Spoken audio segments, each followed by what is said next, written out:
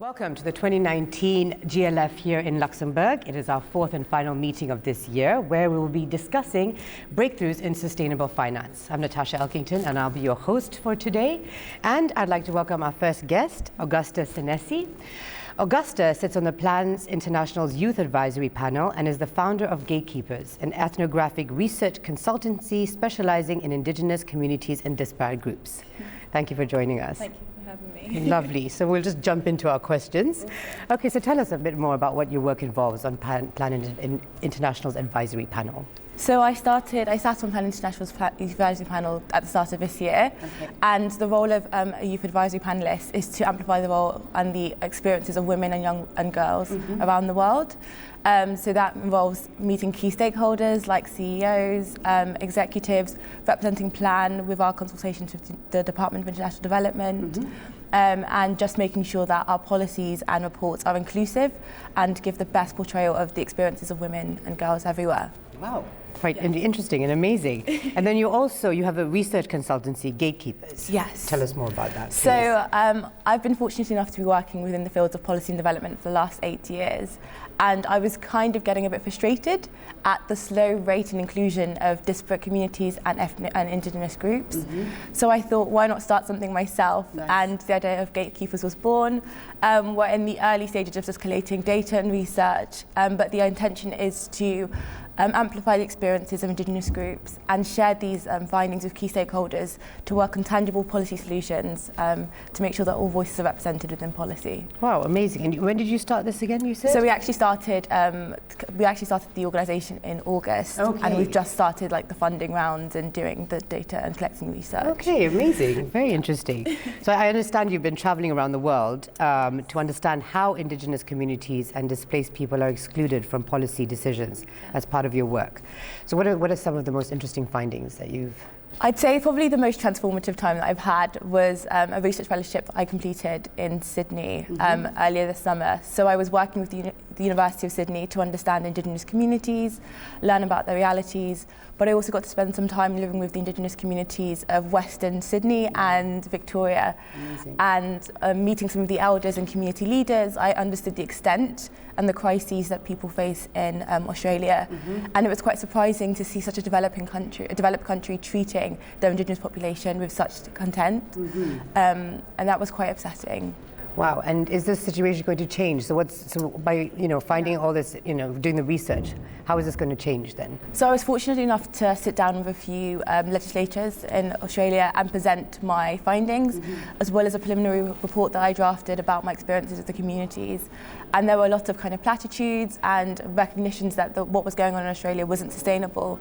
But I understand that it's an ongoing process. So I've been partnering with a few Indigenous organisations as well to kind of help them start applying pressure to the government to make sure that their interests and land rights are recognised. Great, because I was just thinking about this the other day, with all the fires happening in Australia, but you don't hear the Aboriginal voice. You don't hear, what they're saying about what's going on, because I'm sure they have their own way of understanding what's happening, but no one's going to them to ask them how to even solve this problem, right? And bizarrely, I went to an Indigenous research conference while I was in Sydney, and one of the Indigenous leaders was talking about the fact that if Australian farmers expropriated the lands the way that Indigenous people know how to do, there wouldn't be such severe land fires.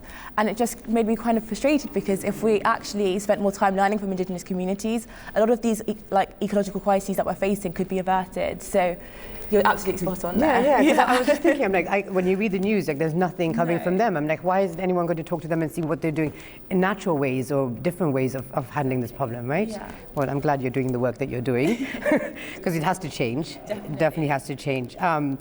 So as part of your work, I'm talking about the overview now, with Indigenous communities and disparate groups. What's your overview of the situation in general around the world? I think that generally, as kind of governments and organisations become more populist, right-wing and kind of unfeeling towards the other.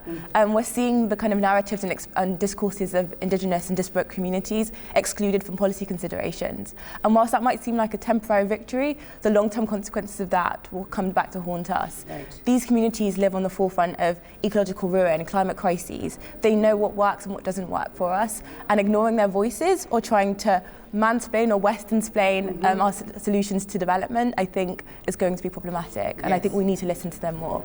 I totally agree. And then, but I know you've also sat with government officials and policymakers challenging them on their policies. Are they listening? I'd say for the most part, some do. Okay. I think more organised and established institutions are less receptive to young voices.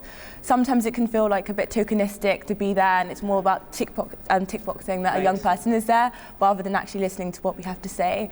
But I think increasingly governments and organisations are realising that just because we're young doesn't mean that we don't have the experience or expertise to bring about positive change. Right. And so I think that we're starting to see a shift in the narrative and people becoming a lot more responsive to our ideas.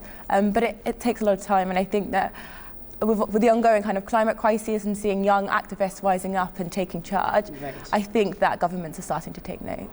And we don't have time to to waste, right? We're like kind of in a crucial point here. So it's like we have to listen now or yesterday actually, if we're going to solve the climate crisis. Exactly.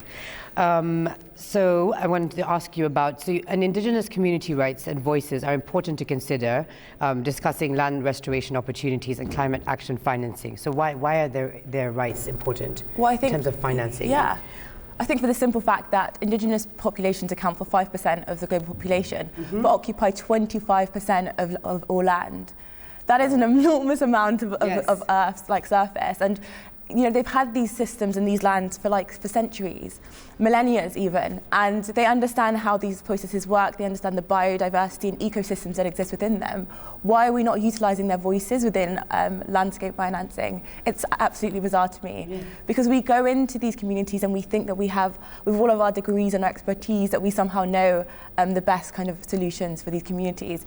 But when you actually go and learn from these groups, you realise that a lot of the sciences that we think that we've discovered actually come from oral traditions, from Indigenous groups. So I think there's definitely a partnership to be had there, and I think if we are more responsive and receptive to the Indigenous voice and narratives, we could completely transform the face of landscape financing. I completely agree with you. And so, final question for today. So is this your first GLF? It is indeed, Okay, lovely. So I guess, you're my first interview, so you haven't had the experience of the day, but what do you hope to get out from here, to take away from this conference? I hope to be challenged by a lot of panels, to get rightfully angry about a few things, but to learn a bit more about how I can incorporate and use the existing means and financial means to help amplify my businesses and projects that I work on. Okay, great. Well, I hope you do. I hope you do meet interesting people, and that we do change the narrative in terms of getting Indigenous voices and women's voices and the youth involved in how we're going to make some breakthroughs in sustainable finance. Okay, lovely. Well, thank you so much for your time. Thank you. And I wish you a lovely day. Thank you.